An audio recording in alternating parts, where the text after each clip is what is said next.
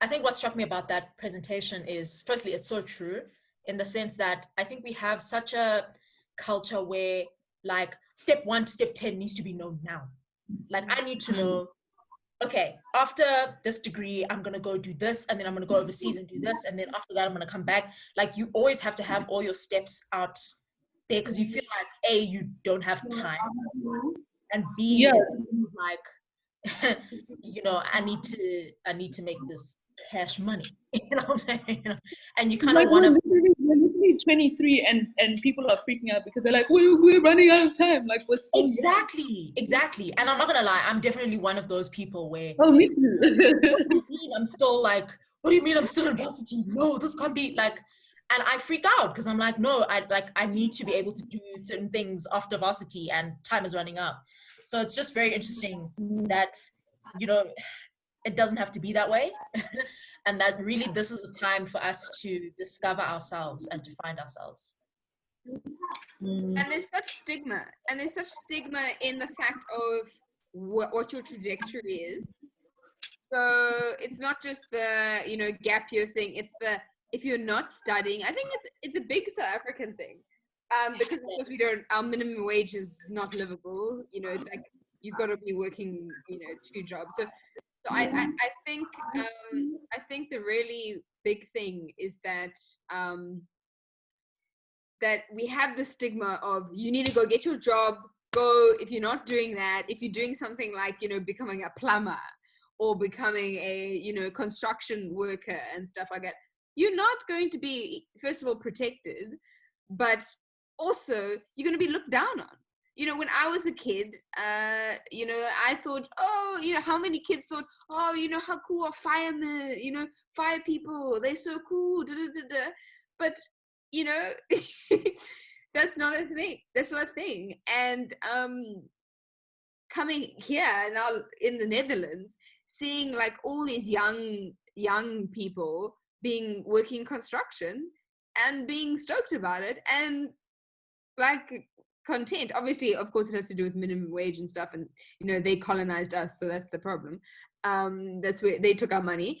But the thing is that if we still have the stigma of everything in that isn't like some high degree job, you know, we could solve a lot of issues. And yeah, that's just my personal opinion. And I think, yeah, that's basically what that has. And then you put pressure on yourself because you now being like, I have all these skills, but everyone tells me that's useless. And I think that's what I got from your presentation was really, you know, don't try and conform and say, you know what, I must have this one skill, which I really enjoyed. I really liked that. Thank you. I love that you were so true to you. I found your presentation so authentic and real, and I love that. I also loved your quote. I've never like heard the end of the jack of all trades, master of none quote, and it's something that like I've also like someone's told me, and I've been like feeling really insecure about that too, like feeling like I'm not good at one thing. And I love that you're celebrating how multifaceted you are, and also how complex you are. The fact that you have that you're this type of person, that you have struggled with mental health, but that you've traveled all over the world, and all the intersectionalities of who you are. I think that is awesome.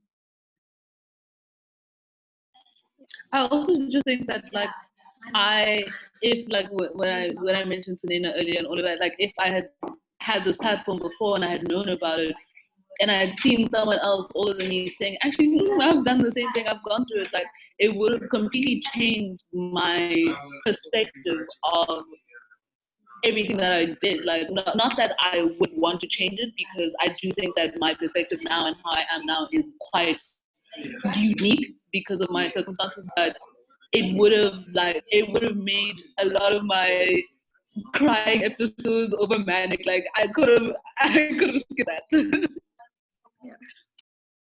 Yeah, it would have felt like less lonely, right? If you felt like you weren't the only person going through this. Yeah, which is why I love like when people share their stories, because you often only see the good in people, I mean, not the good as in like they're good people, you only see their successes. And I mean, people are only going to communicate about their successes, right? No one's going to be super open about their failures, which I actually think people need to be more open about, right? Like tell people about the time you failed, or failed in like all the sense, right? Academic failure, life failure, relationship failure, just all the failures, right? Because it's like in vulnerability that you realize like you were more connected in this world, right? And Naledi, I loved what you were saying about how like there's almost this one trajectory that South Africans seem to have, and like I feel like it's always leading up to corporate, and like the types of jobs that are in corporate isn't going to make the world a better place. Like there's so many other things that could make the world a better place, and like capitalism isn't going to do that. Which I mean, like I'm always like, I have like two minds about this, because it's like our like parents have or not came to South Africa, but from my perspective came to South Africa trying to find like a better life for themselves, and their goal was like they went to university so that they could set the foundation so I can go to university and like get a really, really good job, a job that they couldn't get when they were younger. So it's also that thing of like, okay, I can follow that corporate route and do that for them, and like take on that legacy that they wanted me to have, or go the other route. But then it's like, am I letting them down, like all that they've struggled for? So it's like quite difficult, you know. And I guess like what you said, in Netherlands, they don't have that extra pressure, I guess, for the most part, because they were the colonizers. So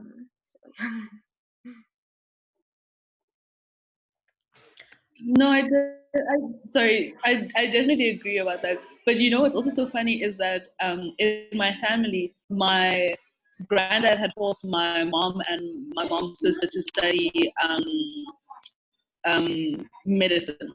And my mom decided, peace out, I'm not doing that. And then my granddad said, okay, well, I'm not going to pay. So my mom had to work and like pay for her studies. And now she's an actuary. So I mean, what's the difference? Nothing, but okay. And then my aunt studied dentistry, and when she was 25, decided actually no, she wants to be a lawyer. So stopped everything and started law again, and was doing her articles, and that's like a junior, whatever, at Weber Wenzel.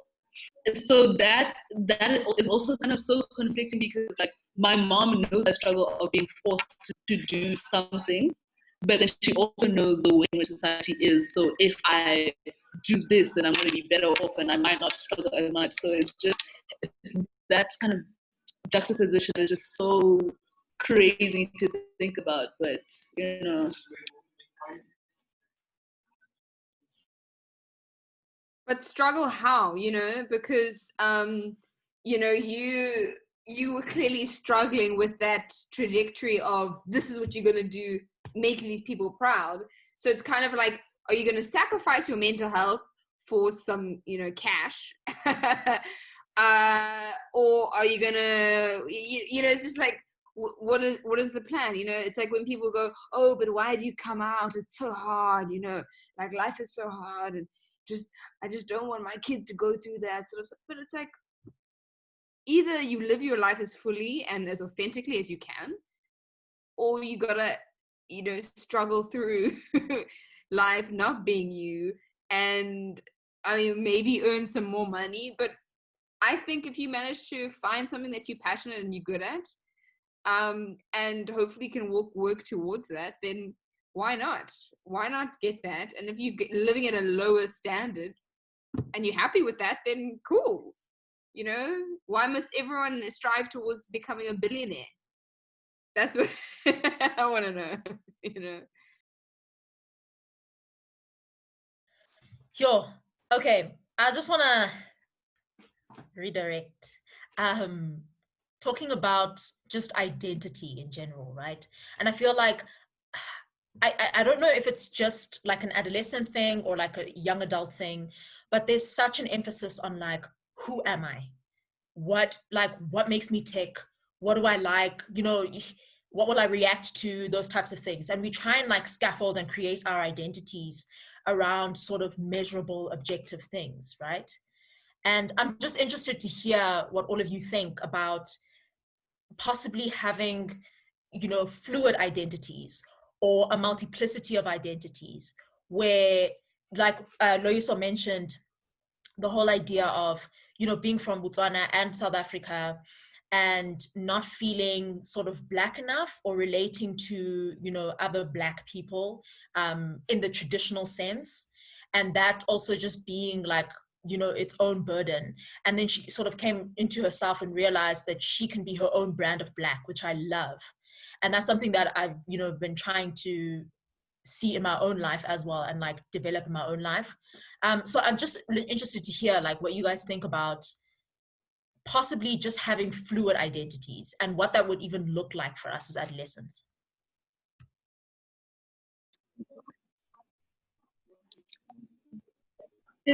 It's so weird because it's so weird because I remember saying it was literally I think there were four of us. It was me, Fiona, Obake, and Sharifa who were the whitest Black girls in the grade. And what is that? Like, what is that? You know, and then you had like the other Black girls who were stereotypically more Black, I guess.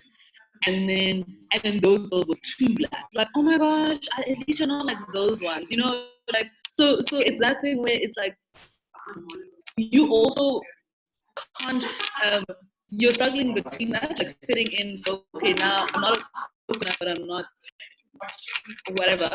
And then yeah, just trying to figure that identity out without there being a place to fit in is also just weird.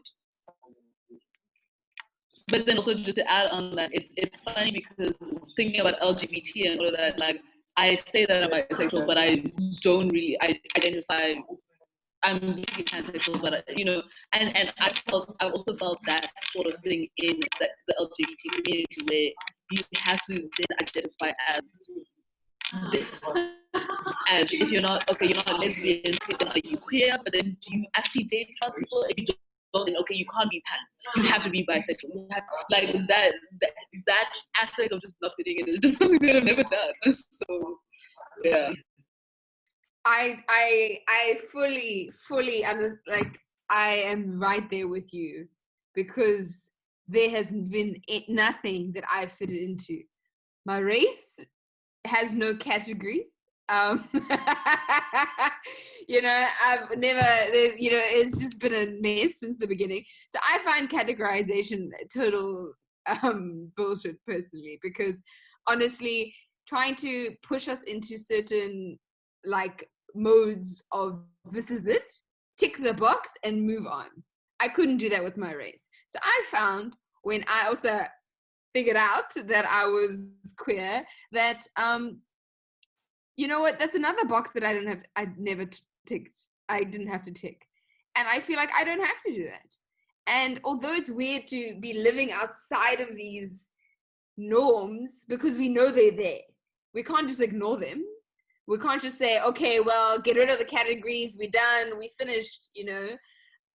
We got to acknowledge they're there, but we also got to dismantle them and say, you know what, I'm not going to fit in your little box. I'm going to, you know, make sure that I make my own category and fulfill my own destiny in terms of what I want to do. And so I think that's a big issue that a lot of people have with identity, is that your identity has to be XYZ. You know, when you're a kid, instead of being like, oh, my identity is what I want it to be, and whatever I like, you know, it's the same thing. Loyiso was talking about this, like, not wanting to say bisexual because this means this and this, you know. Again, what are we trying to achieve here with all these categories, even within a community that has been so marginalized, like the queer community? There's still this idea of heterosexism. So yeah.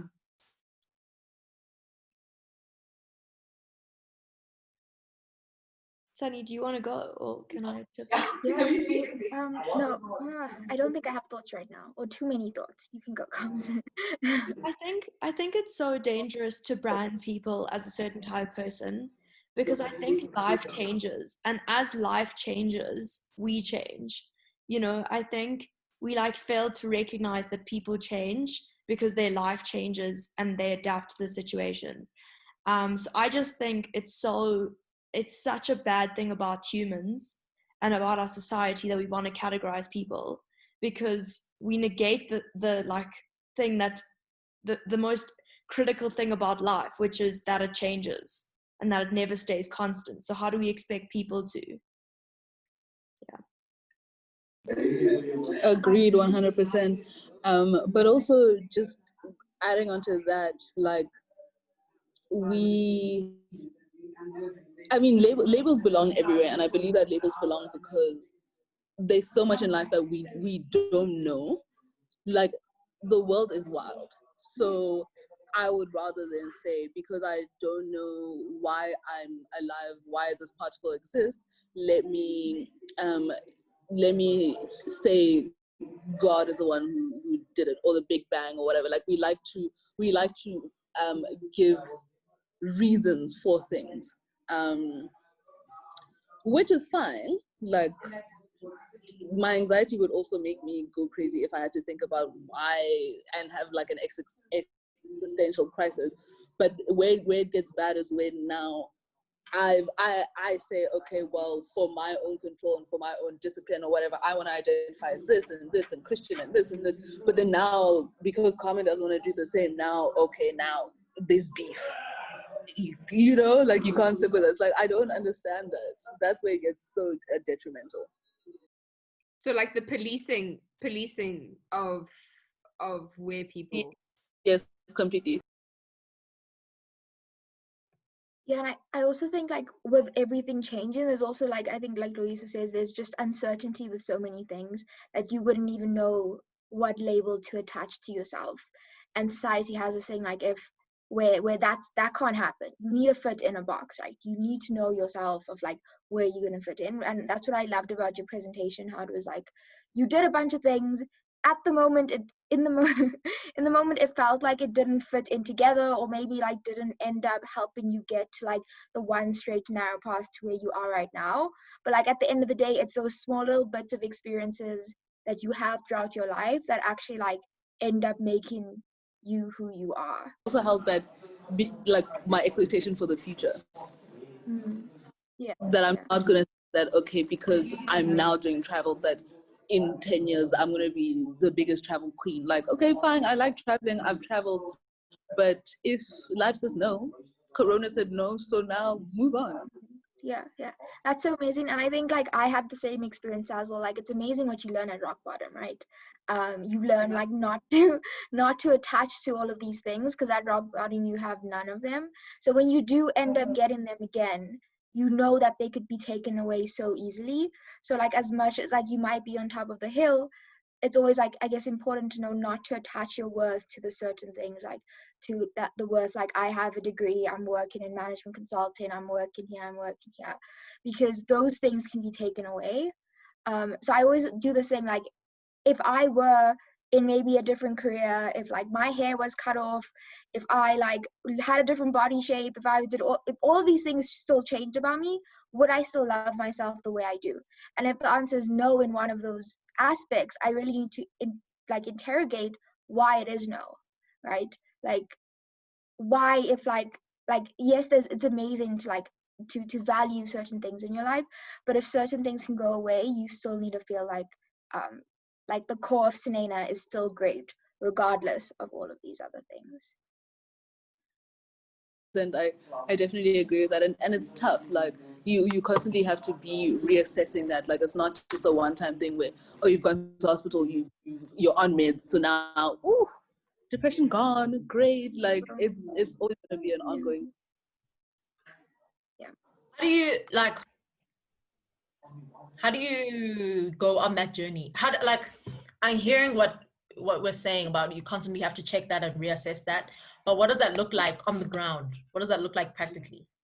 Yeah, I mean, like reassess, not attaching yourself to certain things. Yeah, I mean, like I think I can only speak for my journey, and it was when you lose everything and when you are at rock bottom, you've lost all the attachment, not because you learned how to, but because all the things you've attached worth to, you failed at, right? so you don't have those anymore. So I don't know what would happen, like how you would do that without going into the rock bottom journey. Wouldn't recommend. But I guess it's like finding other things that you can like like finding other things that like you can. I don't even know. I don't even know. think Like one of the like best things is to be careful with how you introduce yourself or what you identify as. So if someone asks you, what are you about? And you say, I am this, this is what I stand for, this is who I'm about, go and question if that needed to be part of the sentence to describe who you were. And, you know, check if that wasn't there, what would you have put in that place? You know, so if I introduce myself and I say I'm a chemical engineering student at UCT, if that wasn't there, would I still be able to convey that I'm a problem solver without the big title? Or, you know what I'm trying to say? And I think that's what I've learned from, you know, being at rock bottom as well, is checking all those things that I perceive to be, you know, credits, but find a way to say, this is who I am. And yeah, maybe I've got these things to prove it, but it's still, that's, you know, who's in the shell. And I just, what I also love is the power of adaptability. You don't have to always like introduce yourself or define yourself as one thing. It's a fluid process. And, you know, I think that's what I've really loved about what Loyiso brought to the table tonight. For me also is more like I when I was talking to my psychiatrist, I would call myself a perfectionist, and I was like, I have an issue with, I mean, perfectionism has a negative connotation, so she says I should call myself ambitious, but what I tend to do is, if I got 70% for a test, why didn't I get that other 30%? What's wrong with me? Instead of celebrating like I passed, like I passed really well, like that's something that I've had to change my mindset in terms of that. So just to answer what Obako is saying, like those are small things that I've been doing, is like, okay, what is one, like when I wrote my tests the other day, I was like, when I wrote tests back in the day when I was at UCT before, like how did I feel before the test? How did I feel after? How was my preparation? And how is it different now? But more so, how am I feeling? And it's that understanding of like the feeling of like, oh, I went through it before, I got through it, so like now I'm not so nervous. Like obviously I should be nervous because it's a test, but like just understanding and introspecting those small things, but also giving yourself those W's to say, oh, actually you got 9 out of 10 for that TUT. Even though that TUT counts 1%, it still counts something. Like just that is, those are important things, or rather for me, those are very important. And I think it's also like interrogating when you have those things that you attach value to. Ask you, if you were to lose them, how would you feel? And like maybe you'd feel sad, you'll feel worthless. Why would you feel that way, right? So for example, like maybe for me, like I've gotten into a really good job, but in October they assess if they're gonna give me a full-time position, or they're gonna say no, graduate program was enough, we can't give you a full-time position, right? So it's a lot to deal with, but it's like, okay, when that decision comes, obviously I would really love to get a yes, but if I get a no, what does that mean? That means that I'm not a good fit for this consulting firm. It could mean it for a bunch of reasons, right? There were people that were better than me. They see that they could get someone younger than me that could have the same skills as me. Like that would mean logically, but like for a person, what have I lost out of that situation? Know that you can't be the best at everything, and you're never gonna meet the mark of everything, and be okay with that, and say you're just gonna find something else that's great, right? Like I think it's like we set too high expectations for ourselves for things that society tells us that we should be valuing. Yeah, and I love comes what you said about your introduction for yourself. So like I always tell, like when people ask me for like interview advice, I always say have a 30-second summary of who you are. And like I ask them to tell me this like 30-second summary, right? And it's always, this is my name, this is how old I am, I studied this, I did this. It was all like very bland things, and I was like, am I going to remember any of this? And it's like, probably not. Like, now tell me who you really are. So like if I were to start, I would start by, I am a sister, Like that, I think, is my biggest accomplishment, in or the thing I'm most proud about, is that I'm an older sister. And like that's something that I even mentioned in my job interviews. Now imagine I'm interviewing for corporate. How does that even matter? To them, maybe it might not matter, but to me, it's really, really important, right? Being an older sister. So I'd always start off like, I'm an older sister. I live with my mom and dad and my brother. Like, and then I go into like, okay, you have to tell them your degree, but then you go into things like, what am I passionate about? Like, I'm passionate about mentorship and representation and those types of things. Yeah, so to reassessing that 30-second summary of yourself. Yeah. Niledi. Yeah. Oba and I are like the same person. I was like, and then I looked down, I was like, I just wanted you to speak about like what it was like traveling as a Black woman, and just some of the like ridiculous prejudices that you felt. And yeah, just a little bit of elaboration on that. And then also how your race impacted on like the mental health support you got, and especially from like professionals. Whether or not it was because I was young or because I was Black, but I have a feeling a little bit of both. And I tend to have a thing where I don't want to go to white doctors, or like even Indian doctors. Not really. Like I'd prefer to go to a Black person and a Black woman, depending on what it is. Like if it's a gynecologist woman, Black woman, definitely. Mental health, okay, fine, you know, person of color, just because I want to be able to like speak about one of my experiences and then not be like gaslit and said and told like, actually no, you're whiling about that racist experience or whatever, and which is what has happened. So the first psychologist that I got, she told me like 3 good things that I remember to this day, but otherwise I just didn't feel like my treatment, until I spoke about it, was sufficient enough. I was like, I'm paying as much as all of the other people are, like, that are here. Like, we should be having the same amount of sessions. I was there for 21 days. You're supposed to have like sessions every day, one or 2 times a day. And I had, for the first week and a half, I had only had 1 session, and people had 7. Why? Like weird excuses. No, my the psychologist, her tire ran, just weird things. But then she was there in the next session, so her tire suddenly ran flat for my session but not hers. Like, so I don't know if that's because I'm Black or because of my age, but I do think that it's a mixture of both, only because I remember in our group sessions we used to have like, there was an elder Black lady who, she used to piss me off as well, just because like talking a lot, just doing like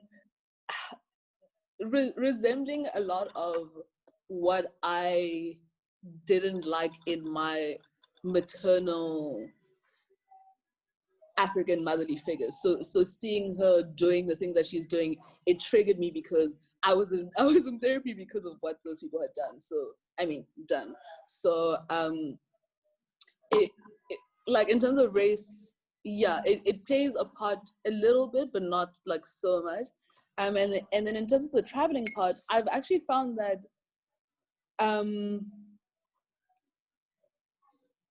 you find, because I've traveled quite a lot, so not just like with work. I've traveled to over like 20 countries. My gran used to work for the UN, so I used to travel with her as well, to different like conferences. And I found that a lot of the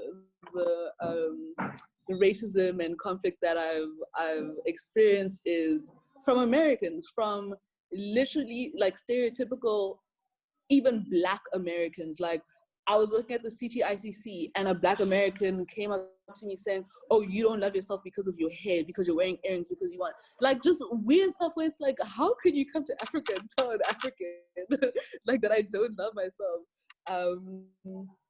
So also another thing, another place I was weird was India. Like India, they weren't racist, but just like, it was like you were in a museum.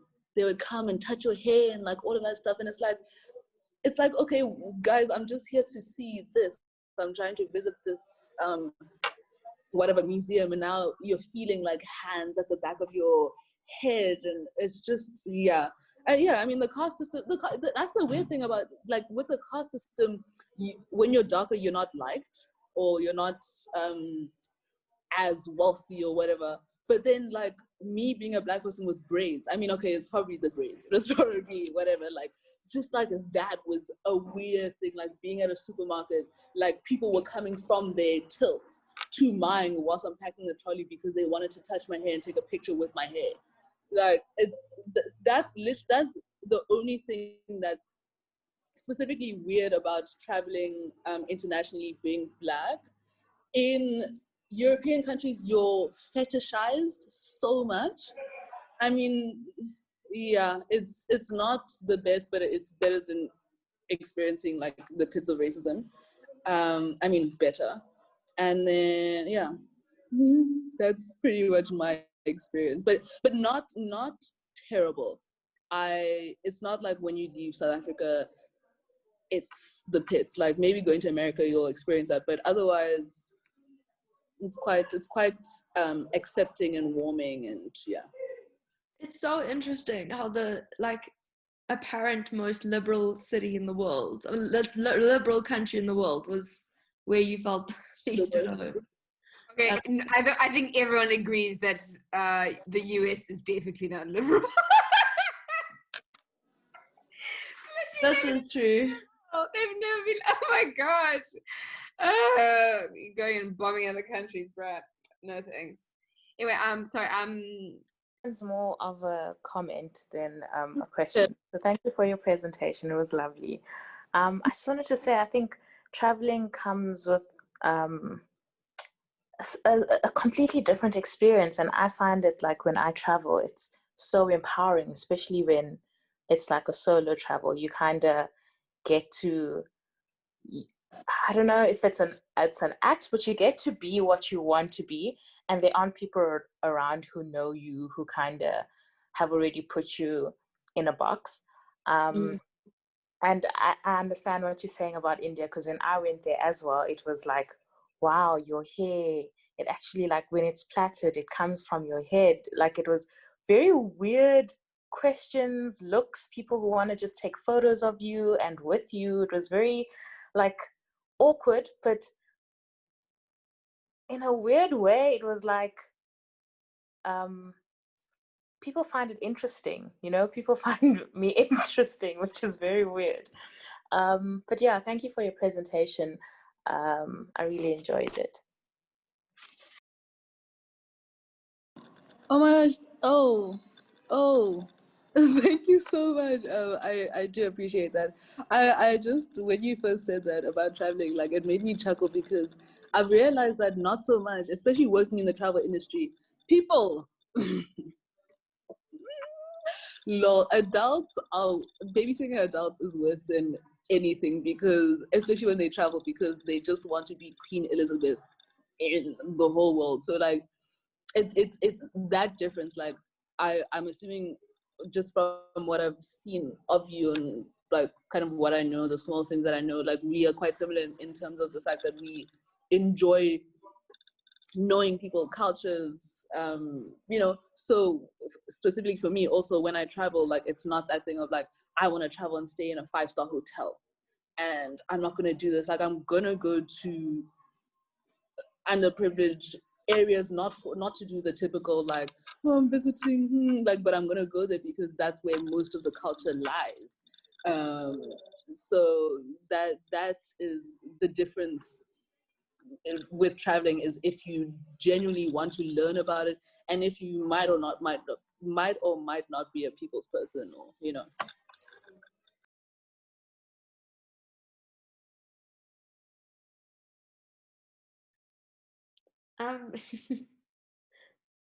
So I was also thinking, another thing is, you touched on like how at Saints, and then when you went on exchange, you realized you didn't have to like be with certain people to feel like you had to fit in. So, did you find that when you went on exchange, you felt almost as accepted as you would have if you had all like black friends, or did you feel the opposite? Like, I don't know. When I first arrived on exchange, the funny thing is, as soon as I got into the car, like straight from the airport, I actually had a shit flight, but when I arrived, the dad had said to me in the car, he was like, just know that if you F up, you're going to boarding school, you're going to do this. Like, he literally gave me a threat 10 minutes into me arriving. So that was an immediate red flag, because I was like, wow, dude, I haven't even smelt the air and you're already like threatening me. So in terms of the home life, I was ostracized. I had to buy my own groceries. I was living downstairs in the basement. Anyways, moving on. Wait, let me just, with Dimity, but Dimity was she's amazing. So it was just he was your exchange student, right? Yeah. It was her family. Okay, I remember these stories. But yeah, so it was just like, it was weird things like where Dimitri wouldn't want to go to school and her brother wouldn't want to go to school, so I had to go by myself. And like, as an exchange student, that is scary, because I've made friends with your friends, because obviously, you know, they've had to be nice to me. I'm your whatever friends exchange, whatever sister. But in that also forced me to make friends by myself. So where like, going back to what I was saying, is like, in those certain circumstances, my goodness,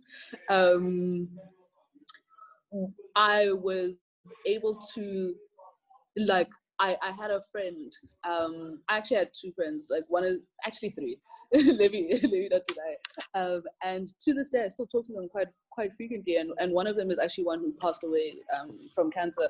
So that was quite heartbreaking, because there were so many people who were so genuinely kind and nice to me, and I was able to fit in with them regardless of who I was staying with, even though they don't like the dad or this or this. Like, I was still kind of a part of that, and I was African. I was the only black person. So like, the circumstances, like, I shouldn't have fit, but I did. Yeah, but I guess it's also because I didn't have any expectation of how I should be or how I should act. I mean, I don't know, but that's what I think.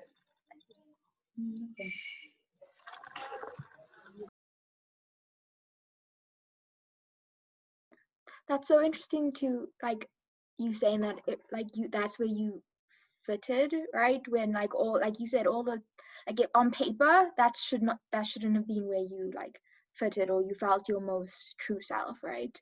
And I think it also like, a lot of these boxes that society, like, puts for us become, like, internalized a lot on, like, where we think we fit in.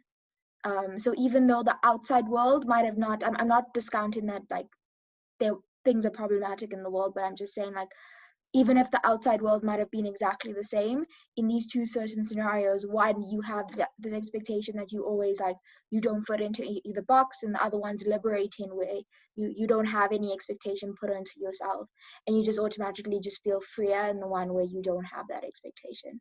And I think I've also experienced that also, like, once you've taken away those boxes that you think you should be fitting in, it just gets better. You just feel more accepted, because it sounds so cliche, but you feel more accepted because you've accepted that you don't have to, you've accepted yourself, right? I think that, sorry, just to add on, like, the also the fact that I didn't have the comfortability of staying in one friendship group because I was accepted by them. So I wasn't able to fall into that complacency and that comfortability. Like, I was forced to always not necessarily extend myself, but like, do things to grow and know that, okay, actually, I like being this kind person. Not that I'm being a pseudo kind person, but Yeah. but I like being kind to this sort of person, the one that's going to reciprocate, you know. Yeah, that's so interesting, because, like, even in university, once I did fine, so, like, throughout my life, it's always been like, either you're too brown or you're not brown enough. And then when I came to university and I found people that I felt like I could, like, I belong with, right? Even in those situations, I never or I guess like I always try to like also go to situations where I don't know anybody else and just see how I am as just myself, right? Whether this is like in social situations, parties, signing up for random academic things. I always just love the idea of just going into a new situation where you have no attachment or people have no expectation what you are, because you find out so many new things about yourself, you know, like you think like I'm an introvert, I'm shy in the beginning, da da da da da, and then you put yourself in a new situation and like you can be really loud in that situation. But then I put myself in another situation and then I'm like really quiet, and then I'm like, okay, cool, what was the difference between that? Like, okay, it's a lot of thinking, but it's like, okay, cool, internally, what was the difference in me that I felt more confident in a situation and not the other? And also the people I were around, how did I feel better in the one situation and not in the other? And I've realized so much about like the type of people I'm around and how it affects how I feel about myself, and how I'm able to, I guess, arrive as myself, um, depending on who's around me. And I think that's the beautiful thing, like about exchange and traveling in general, and like putting yourself in new spaces, is that you are able to find yourself, like the multifaceted sides of yourself, because no one's holding you back to what you are supposed to be. And I think like that's something we as people can be better at, is allowing people to be multifaceted, to be introverted and extroverted, and to allow them to be different in different spaces. And that's why I think, like we've touched on before, like the word fake is just so dangerous, because it's like, well, fake to what situation and in where? Yeah, and I think it just speaks to, again, like what Loyiso was saying, is it's so awesome to like put yourself in different situations, travel, be a student for a bit, but then be a travel person, and then be a salesperson, and work out all those different sides to you and realize that you're limitless. Yeah, I love that. Yeah, and I think like it doesn't have to also be like, I know there's a lot of constraints to people's lives, right? Like financial constraints, maybe you're supporting other family members or friends or whatever, and you can't like leave your immediate circle. And I think I hate when people, or I really like, I don't hate, dislike it when people go into that box of like, oh, I can't do these big things, therefore I can't do anything, or I have to wait for those big things to make that change. You can do so many small things within your space that you don't even realize, right? Like, I remember there was a time like career services would be sent in random emails, and I would just join, like, I was in commerce, but I would go to like psychology things and like internship talks for like, what was I doing there? I don't know. But like, you can put yourself in those random situations, and it's like going into the space of just random people and just be like, okay, cool, this is how I'm going to show up today, right? And then it's really fun, right? Because you can also play with your own identity of things that you thought you would like, and then one day you could be like, it sounds weird, but one day you could be like a little more quiet and just observing everybody that's going on, right? And that's okay, because no one knows who you are and they're not going to care when you leave either, right? The next time you can try and like be funny, and like if your jokes are lame or you were scared to, you know what I mean, it's fine, because these people aren't going to know you again, which is, I think, amazing. So people need to find these spaces within their own lives and not just say they're too busy for these things, because I think that's the worst thing, like when people say that they're too busy, because you'll always find a reason to be too busy and postpone the things you want to do for later. So like even with working, like I know I'm super busy and I could probably like have a lot of things to do, but I always make time for the things that I really care about, right? And it could be something simple as like, no, today I'm taking like 2 hours out of my day and I'm just gonna paint. And it's like, oh, but you're so busy and you're tired, like you could be resting, you could be, I'm like, no, I want to do this, because if I don't do it today, I'm not going to do it tomorrow, and I'm not going to do it the next day after, and then I'm just going to fall into this trap of just doing one thing the entire time. You know what's so funny, just going back to what you were saying about the whole doing things and whatever, like one thing that I saw, I don't know if it was if I was watching something, or if it was like an article, but it was basically talking about dating and how they were like, monogamy is a lie, especially when you're dating. They were like, unless you want to choose that one person who you want to live the rest of your life with, like, don't go on one date and think, oh my gosh, this person, yeah, like, go on as many dates as you want, because then you can see that, okay, date number 1 has 1 out of my 5 boxes, date number 2 has 3 out of the 5, like the mix and matches that you want in your type of person and your relationship and stuff. And that's also kind of my viewpoint of, I guess you can say, life. Like, I'm not doing it. I'm not like, it's not like I have a lack of commitment to certain things. Like, it's not like, oh, because I did sales now I'm doing this. Like, I don't, like, all of it is falling in the same realm, which is customer service, which is, dealing with people, making them happy, serving them. Like, that is kind of the type of industry that I've realized that I want to go towards. But then now, which parts do I like? Waitressing, I like this part of it. Promotions, I like this part of it. Travel, I like this. Okay, but now what can I create out of all of that to kind of make my own bubble? And I think I that's love the the best way to analogy of find dating. yourself, is to put your toe in all the different ponds and see which one worked, Yeah, bye, Isma. Yeah, no, I think, yeah, what you guys are saying, I think, is really insightful. And it makes me think of a quote by Michelangelo when he was 87. He said, "I'm still learning." And that got me thinking, like, what do you mean? I think a lot of the time we feel like I need to have myself figured out now so that I can spend the rest of my life feeling, comfortable and driving this kind of car, living in this home, having these relationships, and have that all figured out by the time I'm like 30, right? But what if the true, like, whole goal of life is just to learn about yourself? What if, on your deathbed, you sort of, you do like a mental, like, note of all of the things that you've learned about yourself, and that's the aim, that's the bottom line, and you close your eyes just being like, okay, I got to know myself, I was introduced to myself in this life, and that was great.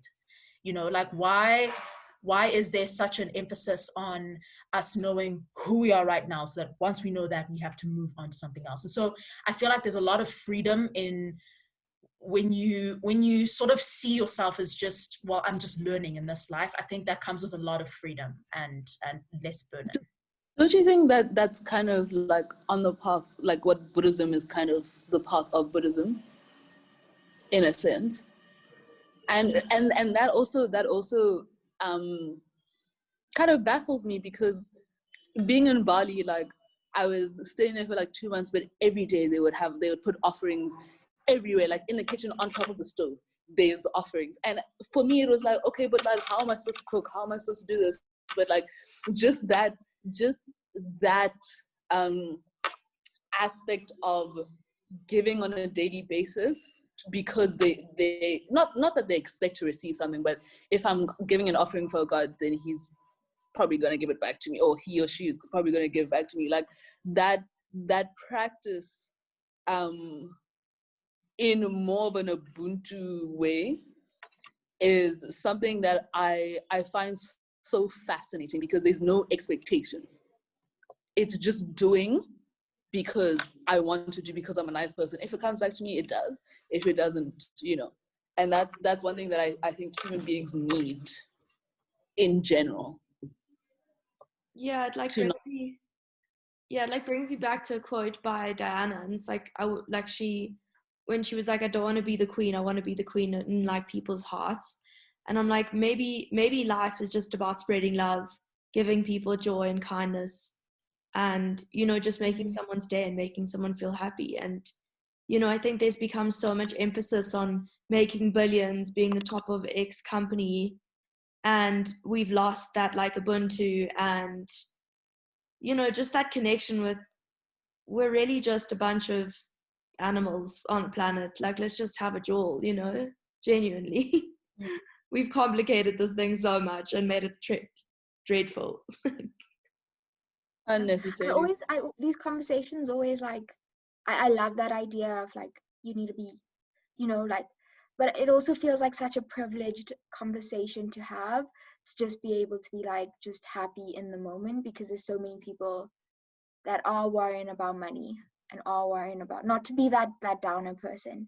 Do you know what I mean? Yeah, it's always something that like I always think about. And it's so weird, like you talking about it is all about just being kind. Like I know I'm not happy with myself when I feel like I'm not a kind person, and I know something's off. Like I remember like 2 months into my first job, I was at work and like I was really sad. And then the person that I was working with was like Serena, what's wrong? I was like, no, I just don't feel like a kind person right now. And like I didn't even know what that really meant, but I just didn't feel kind. Like I had spent the past 2 months solely focusing on the specific case that I was working on, that I didn't have time to like spend time with my family, spend time with my friends, think about how I can make the world a better place. Didn't have time to tutor. I didn't have all those things, and I was like, this is not the life I want to live anymore, right? So then I like did things so that I could be that kind person. And like I think that's what like centers my life, is like if I feel kind, and if I feel soft inside, like in a good way, then I know things are good. And I think people need to have that mentality as well, or like some sort of that mentality of it's not just about those it comes back to the attachment that we place onto things, like the attachment of getting that job, of getting the perfect, I don't know, perfect everything in like a monetary sense, that you lose sight of like what should be real. And what being human's about at the end of the day, Yeah. you know, like kindness and, you know, joy and all these aspirations, like, you know, I can define it as I don't feel like a human, you know, I feel like a robot. And when I also feel that disconnect, like I've lost my humanity, yeah, that's when I also take a step back. That's also it's also so weird, because you think about the fact that people, underprivileged people, who basically have nothing, are some of the happiest people because they don't have anything. So they found other like sources of happiness. So you obviously, like, that goes into like how money is making us go crazy and blinding us and stuff. But like it's such a juxtaposition, because as a privileged person, you're told, oh, don't do this because they're starving kids in Africa, don't do this. But it's not as if their happiness is from what you're told not to do, if that makes sense. Like, yeah. I almost experienced something like this when I was in Mozambique. Like we stayed at like a really like secluded place, like super far out. And I remember like sitting on the back of a bucky, and we were like driving really slowly because of the speed limits. And like people were so happy. And like obviously from my outside perspective, I don't know what was going on in their lives, but the closer we got to the main cities, the more unhappy people started looking. And I was like, I actually feel like the minute like civilization, or whatever you want to call it, came closer, the more unhappy everyone looked. And bills are a lot. Having to pay bills, society's expectations of like after you've built this expectation of Loyiso is a travel girl, Loyiso's expensive, she lives an expensive life, and I actually don't have that money, that could drive me into depression, because I'm like, oh, I can no longer make people perceive, like keep up a certain image. Yeah. Like I had done a course in African economic history, and it was the idea that when Africa was colonized, Europeans, and they came and they saw the way Africa was living, and they were like, it's so simple, it must be that they don't know how to do better, so let's give them all of these expensive things, right? And it was like, maybe they weren't less smart than you, they just didn't need all of those extravagant ways of living. Not saying that now Africa was this rural place, like there were huge empires in Africa that's often left out of our history, right? But I mean, when you look at all of these things, and it's the common reading, like the manifestos or the journals of colonizers, it's always like they have such a simple life. Like they just, like there's a river, and they walk every day to get a bucket of water from the river, right? Why didn't they just like make a tank, and then their problem solved, right? But maybe the simple act of like walking to the river every day was like fine, was perfectly fine, right? But also, we know that exercise equals mental health or whatever. So that could have been therapy or whatever. Like, we and don't also, know. like, maybe they valued that they were just simply like visitors on this earth and didn't also, have like what do we do when we're all ability to- happiest? We return to simplicity. We go to the sea, we lie on the beach for 8 hours. Okay, this is for me, not everyone. But you know what I mean? Like, it's funny because when what we do is what, like, to find happiness is what earlier man did, but we thought that was inadequate. You know what I'm trying to say? Completely.